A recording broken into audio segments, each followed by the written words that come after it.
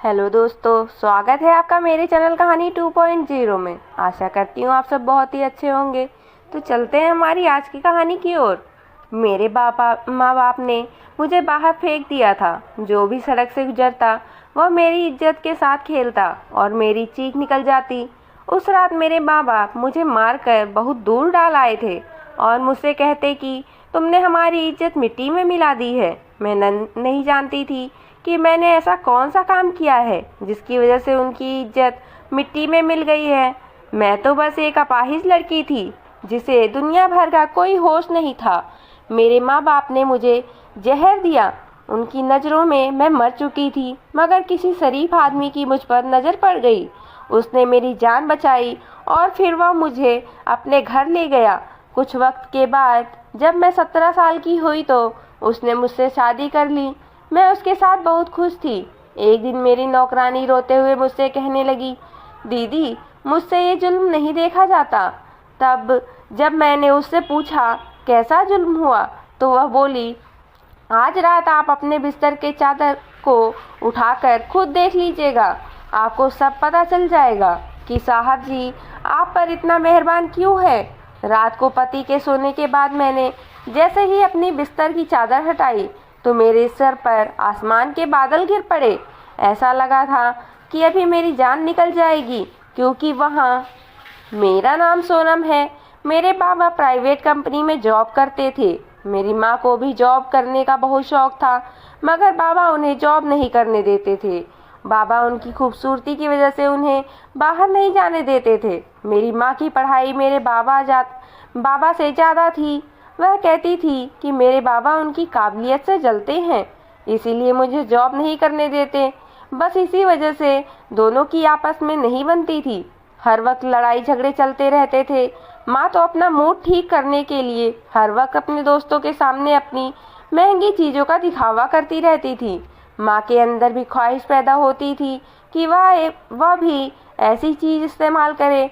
उन्हें अपनी गरीबी बहुत बुरी लगती थी।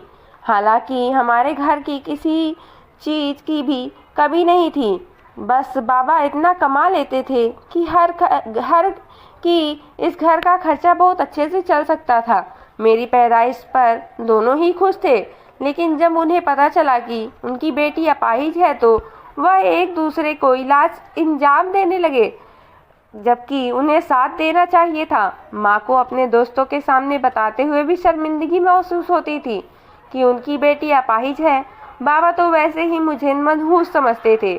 मैं सारा दिन रोती रहती थी। एक दिन दादी ही थी जो मेरा ख्याल रखती थी, मेरे पास बैठी रहती थी। यूं ही मैं बड़ी होती गई। मुझे कहीं जाने की इजाज़त नहीं होती थी, पर माँ बाप की लड़ाई झगड़ा देखते आई थी। माँ का जताना मुझे विरासत में मिला था। इतनी खूबसूरती का क्या फ़ायदा जब कोई प्यार ही ना करे। बाबा कहते थे कि पता नहीं किस पाप की सज़ा मिली हमें कि यह अपाहिज लड़की मिली है। हालांकि मैं उनकी इकलौती औलाद थी। बाबा और औलाद नहीं चाहते थे, बस मुझे देखकर कहते थे कि कितनी खूबसूरत बच्ची है। काश ये अपने पैरों पर चल सकती, काश ये अपाहिज ना होती।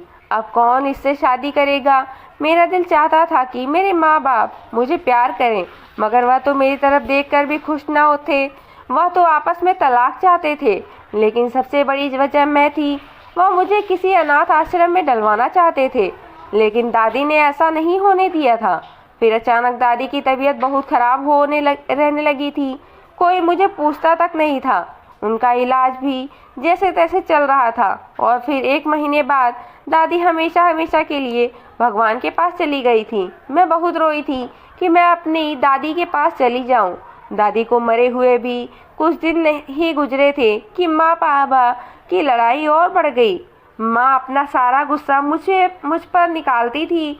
उन्होंने कभी मुझे डॉक्टर को नहीं दिखाया था, क्या पता मैं ठीक हो जाती। लेकिन अब तो माँ बाबा के न होने पर बाहर के आदमियों से भी मिलने लगी थी।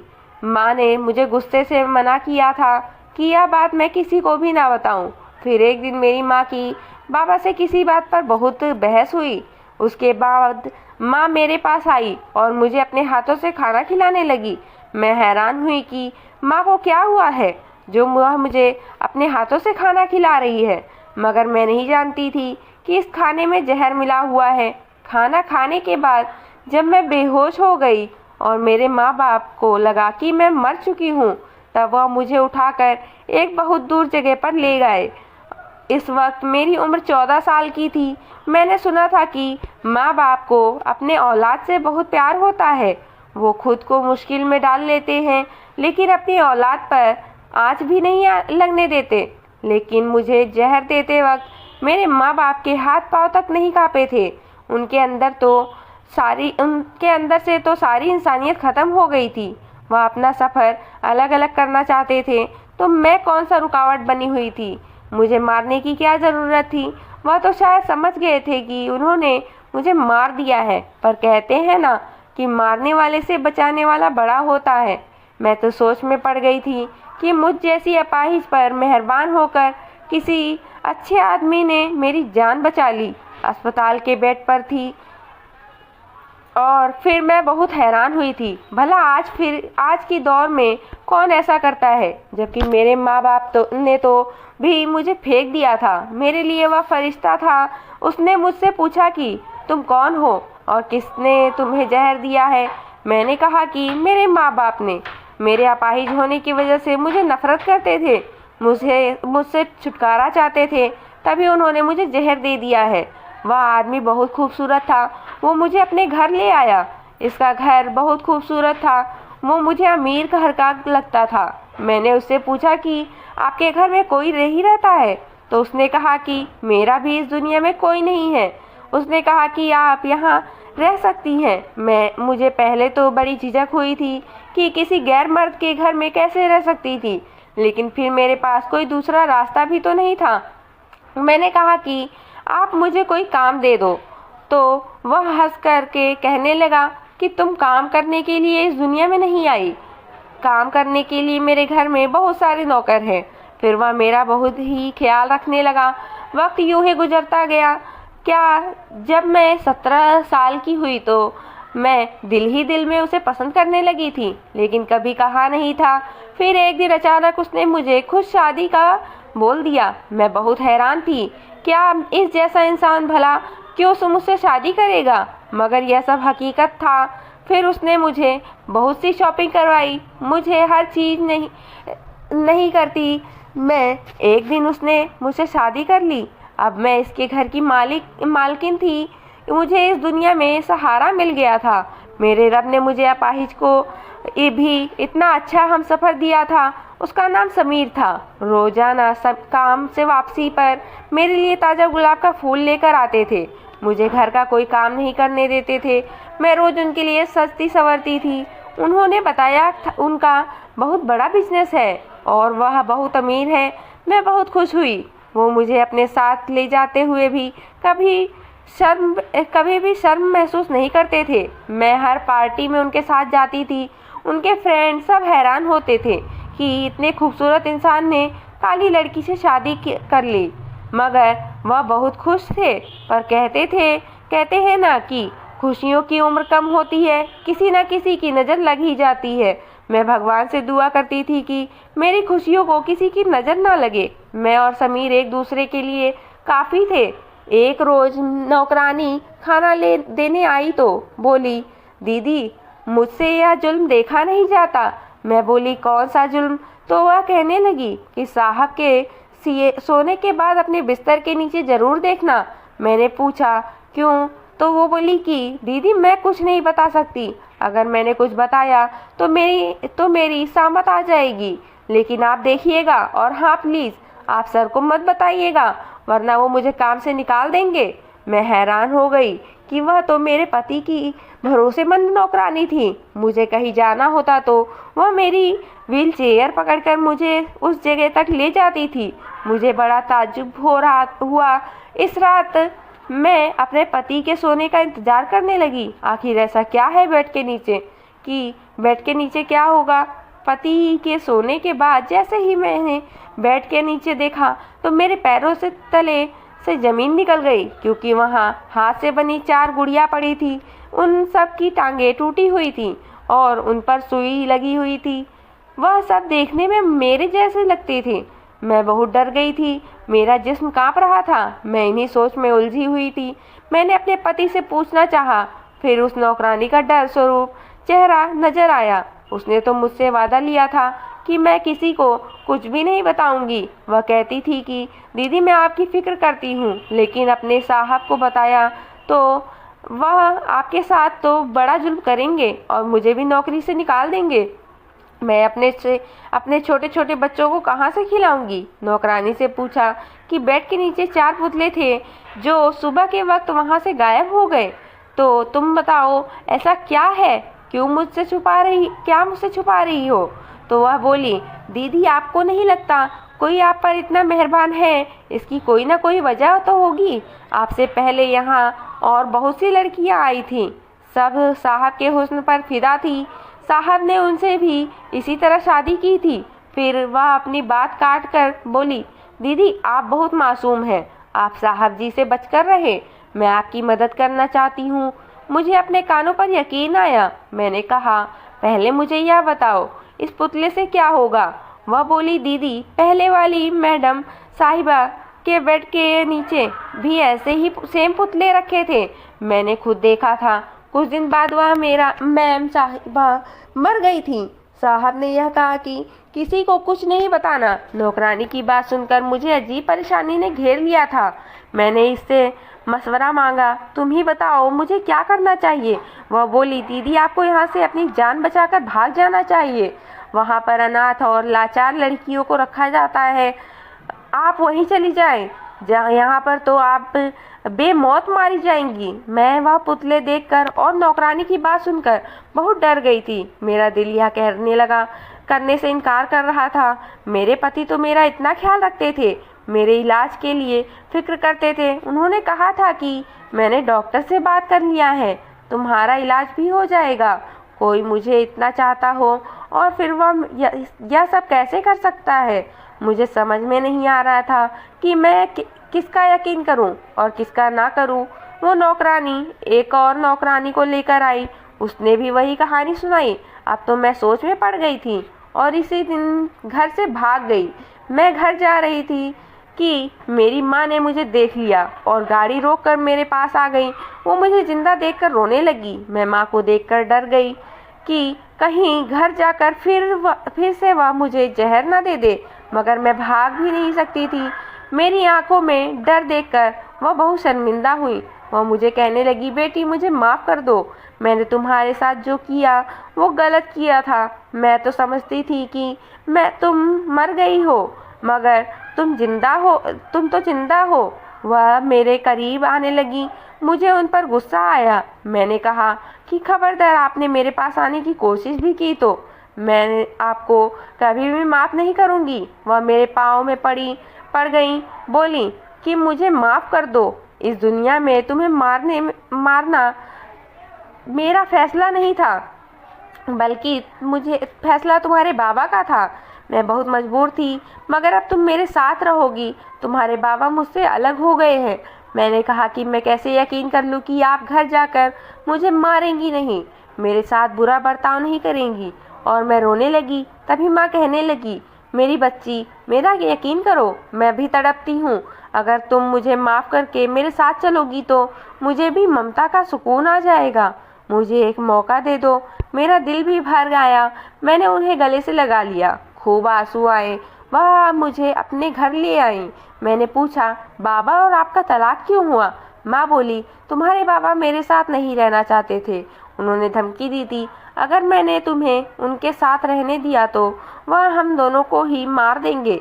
इसीलिए मैंने इस तरह से उनका साथ छोड़ दिया। मुझे इस कदर कमज़ोर नहीं होना चाहिए था। फिर एक दिन तुम्हारे बाबा दूसरी शादी करके घर आए। तुम्हारे बाबा ने कोई एतराज़ नहीं किया। सब ने यही कहा कि मैं भी दूसरी शादी कर सकती हूँ, तो मैं इसके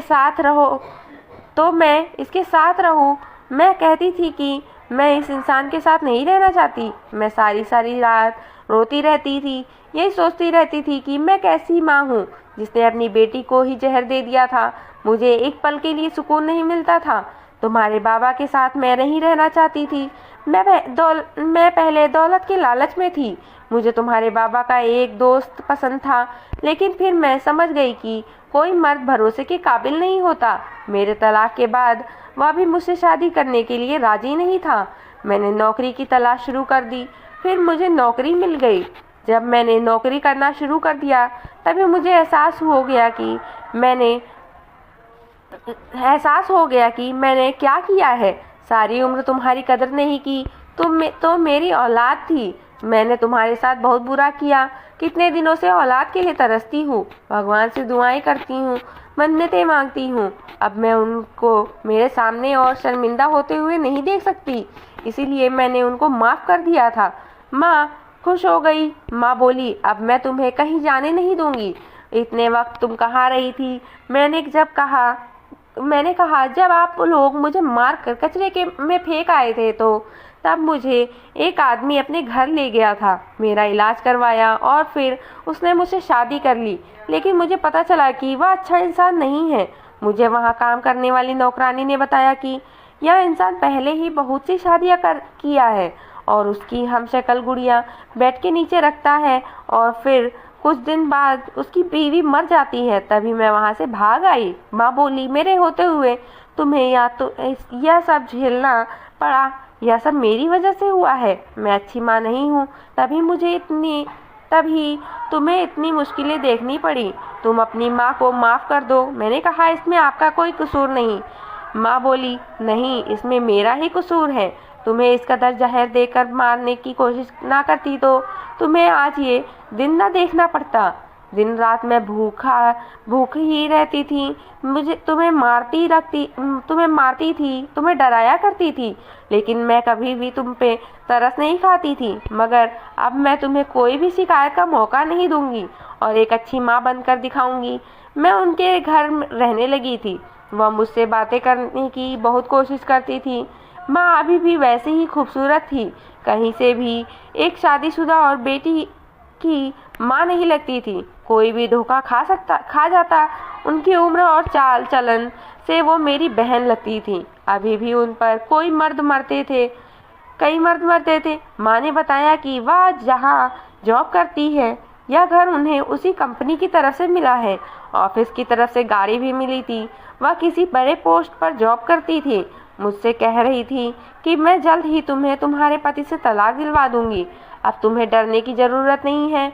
अब तुम अकेली नहीं हो, तुम्हारी माँ तुम्हारे साथ है। मैं खुश हो गई कि मैं अकेली नहीं हूँ। मुझे कहीं ना कहीं पति को छोड़ने का दुख जरूर था।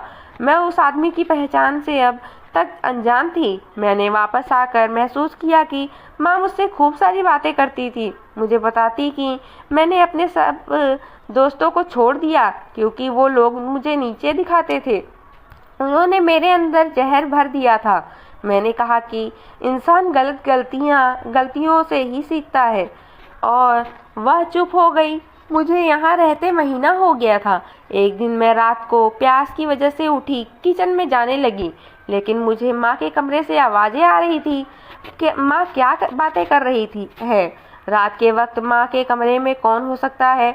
माँ ने तो कहा था कि उन्होंने सबसे रिश्ता तोड़ दिया है। मैं जैसे ही सुनने लगी तो अंदर से किसी आदमी की आवाज़ आ रही थी। माँ को वह आदमी कह रहा था, तुम जल्दी अपनी बेटी का तलाक करवाओ, वरना मैं तुमको नौकरी से निकाल दूंगा। वो माँ का बॉस था, लेकिन इस वक्त वह भी माँ के कमरे में। मुझे यह सब ठीक ना लगा। फिर वह कहने लगा, तुम जो मुझसे शादी करने के ख्वाब देख रही हो, तुम्हारे ख्वाब तभी पूरे होंगे जब तुम मेरा काम करोगी। अगर मैं तुमसे अपना घर और गाड़ी ले लूँ तो तुम सड़क पर आ जाओगी। तुम अभी तक अपनी बेटी को तलाक नहीं दिलवा पा रही हो। मैंने इतना कुछ किया, तुम्हारी बेटी की नौकरानी को पैसे दिए, उसको घर से निकलवा दिया, तुम्हारी बेटी के दिल में शक पैदा किया। वो अपाहिज लड़की मेरे बेटे की ज़िंदगी में नहीं होनी चाहिए। मैं हैरान थी कि ये मेरे ही बात हो रही थी। यकीनन ये मेरे पति के बाबा थे। मेरी माँ बोली, जैसा तुम बोलोगी वैसा ही होगा, आपको शिकायत का मौका नहीं मिलेगा। मेरी बेटी के दिल में मैंने जहर भर दिया है। मैं यह सब सुनकर सोच में पड़ गई कि मेरी माँ बहुत जालिम है। मेरी माँ तो बिल्कुल भी नहीं बदली, उसने बस मेरे सामने अच्छा बनने का नाटक किया था। मैंने सोचा कि वह मुझे तलाक दिलवाना चाहती है, वह मेरा घर बर्बाद करना चाहती है। यह काम होने के बाद इस अमीर आदमी से शादी करके वह मुझे छोड़कर चली जाएगी। मैं तुरंत अपनी माँ के घर से भाग गई और बाहर आकर एक आदमी से कहा कि तुम मेरी मदद करो, और इसे भी शायद मुझ पर तरस आ गया और वह इसे पैसे की ज़रूरत भी थी, तभी वह मान गया। मैं गाड़ी करके वहाँ से सीधा अपने पति के पास आ गई। वो खूबसूरत आदमी मेरी याद में आधा हो गया था, मुझे देखकर हैरान हुआ और बोला कि तुम किधर चली गई थी? मुझे बिना बताए मैंने तुम्हें कहा था, कहाँ नहीं ढूंढा। ऐसी कौन सी गलती हो गई थी जो तुम मुझे छोड़कर चली गई? मैंने कहा, मुझे माफ़ कर दो, तुम्हारी नौकरानी ने मुझे कहा था तुम लड़कियों का इस्तेमाल करते हो और फिर उनको मार देते हो, इसलिए उसने मुझे मेरे हमशक्ल पुतले भी दिखाए। जब मैंने उस नौकरानी को ढूंढा तो पूरे घर में कहीं भी नहीं थी। मेरा पति तो उन सब से अनजान थे। जब मैं उस घर को छोड़ कर गई तो इस नौकरानी ने ही मेरे पति को बताया कि मैं अपने माँ बाप के पास चली गई हूँ। इसी ने मेरे पति से कहा था कि मैं वापस नहीं आऊँगी। मैंने कहा कि मैं डर गई थी, मुझे माफ़ कर दो, मैंने तुम्हारा भरोसा नहीं किया। गलत इंसान पर भरोसा करके हमेशा इंसान का नुकसान ही उठता है। जिस लड़की के माँ बाप ने अपने मतलब के लिए इस्तेमाल करके फेंक दिया हो, वह लड़की ऐसी बन जाती है। मैंने कहा, मेरी माँ और तुम्हारे बाबा ने हमें अलग करवाने का इरादा किया था, दोनों मिले हुए हैं। तुम्हारे बाबा मेरी जैसी अपाहिज लड़की को अपनी बहू स्वीकार नहीं करना चाहते। उन्हें तुम्हारे साथ चलने वाली लड़की खूबसूरत चाहिए, जिसमें कोई नुक्स ना हो। वो मेरी माँ से इसी शर्त पर शादी करना चाहते हैं।